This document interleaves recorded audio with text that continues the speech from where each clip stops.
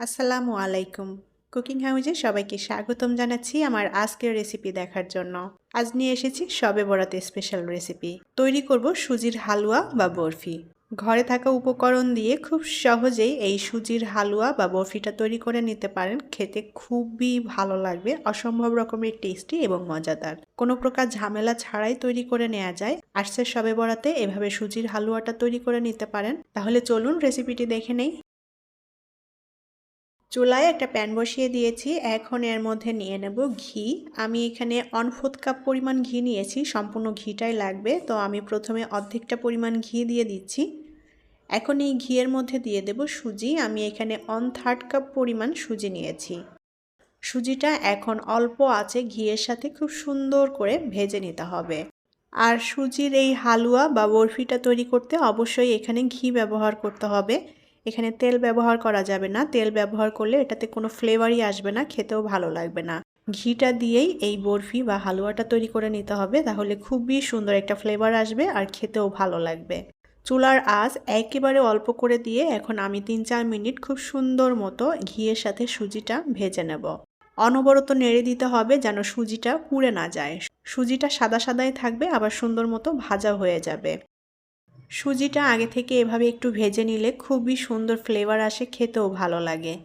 আমি অল্প আঁচে 3-4 মিনিট সুজিটা খুব ভালোভাবে ভেজে নিয়েছি। এখন আমি এর মধ্যে দিয়ে দেব 2 কাপ পরিমাণ পানি। পানিটা দিয়ে খুব ভালোভাবে নেড়ে চেড়ে দিতে হবে, সাথে সাথে যেন সুজিটা দলা পেকে না যায়। আমি প্রথমে 1 কাপ পানি দিয়েছি, সুজিটা আগে একটু মিলিয়ে নেব পানির সাথে। খুব ভালোভাবে নেড়ে চেড়ে মিলিয়ে নিতে হবে যেন সুজিটা দলা পেকে না যায়। আবারও 1 কাপ পানি দিয়ে দেব। মোট 2 কাপ পানি দিয়েছি এখানে। আর এখানে পানির পরিবর্তে দুধ ব্যবহার করা যাবে। তো আমি পানি দিয়ে সুজিটা খুব ভালোভাবে নেড়ে চেড়ে মিলিয়ে নিয়েছি। আর চুলার আঁচটা অবশ্যই এই পর্যায়ে অল্প রাখতে হবে, তা না হলে পুড়ে যাবে। এখন এর মধ্যে দিয়ে দেব 1/2 চা চামচের একটু কম পরিমাণ এলাচের গুঁড়া। আর এলাচের গুঁড়া দিলে খুবই সুন্দর একটা ফ্লেভার আসে, খেতে ভালো লাগে। আর দিয়ে দেব সামান্য পরিমাণে লবণ। লবণটা কেউ না দিতে চাইলে বাদ দিতে পারেন।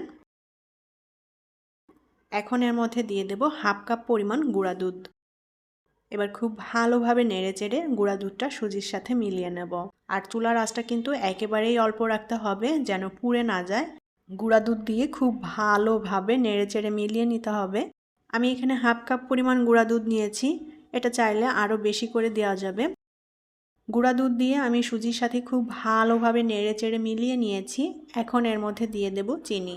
আমি হালুয়াটা মিডিয়াম মিষ্টি স্বাদের করব, সেই আন্দাজ মতো করেই চিনিটা দিয়ে দিলাম। যে যতটা মিষ্টি খেতে পছন্দ করেন চিনিটা সেভাবেই দিয়ে দিতে হবে এখানে। চিনি দিয়ে আবারও খুব ভালোভাবে নেড়েচেড়ে মিলিয়ে নেব। আর অনবরত নেড়েচেড়ে এখন হালুয়াটা রান্না করে নেব।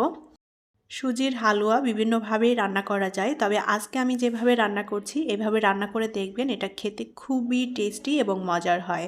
চিনিটা ভালো মতো গলে গিয়েছে। এখন অনবরত নেড়েচেড়ে আমি হালুয়াটা রান্না করে নেব। আর হালুয়াটা আমি একটু শক্ত করে রান্না করব, যেহেতু আমি হালুয়াটাকে বরফি আকারে কেটে নেব, যার কারণে একটু শক্ত করে হালুয়াটা রান্না করে নিতে হবে, তাহলে বরফি আকারে কাটতে সুবিধা হবে। আমি খুব ভালোভাবে নেড়েচেড়ে সুজির হালুয়াটা রান্না করে নিয়েছি। আর সুজির হালুয়াটা অনেক ঘনও হয়ে গিয়েছে।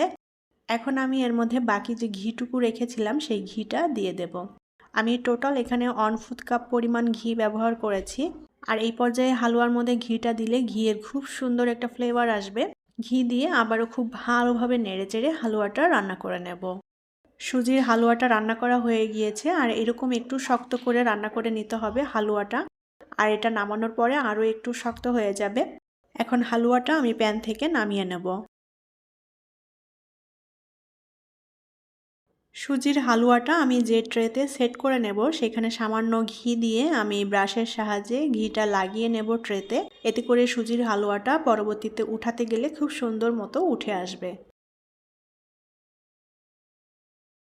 তো ব্রাশের সাহায্যে ট্রেতে ঘিটা লাগিয়ে নিয়েছি। এখন সুজির হালুয়াটা এই ট্রেতে দিয়ে দেব।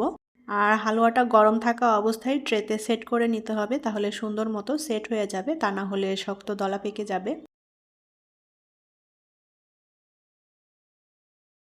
এখন খুব সুন্দর মতো সমান করে হালুয়াটা সেট করে নেব।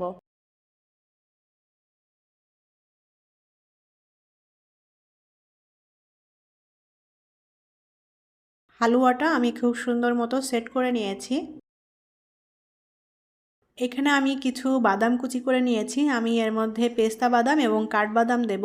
পেস্তা বাদাম এবং কাঠবাদামগুলো কুচি কুচি করে নিয়েছি। এখন দুইটা বাদাম একসাথে মিলিয়ে আমি এই হালুয়ার উপর দিয়ে দেব।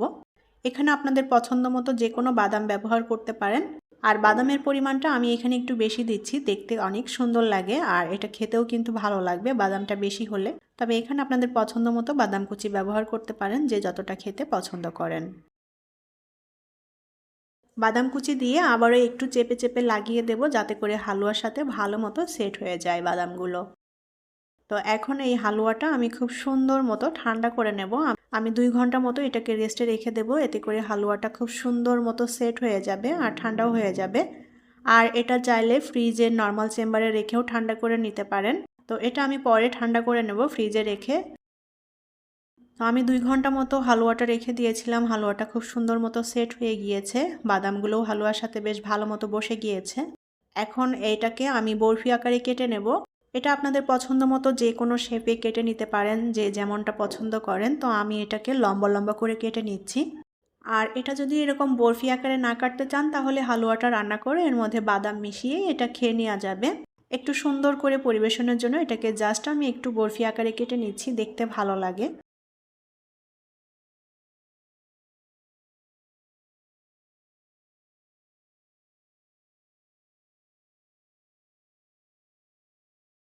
তো আমি সুজির বরফিটা এভাবে লম্বা লম্বা করে কেটে নিয়েছি। আর দেখুন কতটা সুন্দর লাগছে দেখতে। হালুয়াটাও বেশ অনেকটাই শক্ত হয়ে গিয়েছে আর বাদামটাও সুন্দর মতো সেট হয়ে গিয়েছে হালুয়ার সাথে। তো আশা করছি আমার আজকের সুজির বরফিটা আপনাদের কাছে ভালো লেগেছে। আমি খুবই সহজভাবে ঘরোয়া উপকরণ দিয়ে তৈরি করে দেখিয়েছি। এটা যে কেউ এভাবে বানিয়ে নিতে পারবেন। আর আজকের রেসিপিটি যদি আপনাদের কাছে ভালো লেগে থাকে, তাহলে প্লিজ ভিডিওতে একটা লাইক দিবেন এবং ভিডিওটি শেয়ার করবেন। আর এরকমই সব মজার মজার এবং নিত্য নতুন রেসিপি পেতে চ্যানেলটি সাবস্ক্রাইব করার অনুরোধ রইল। পরবর্তী রেসিপি দেখার আমন্ত্রণ জানিয়ে আজকের মতো বিদায় নিচ্ছি। সবাই অনেক অনেক ভালো থাকবেন।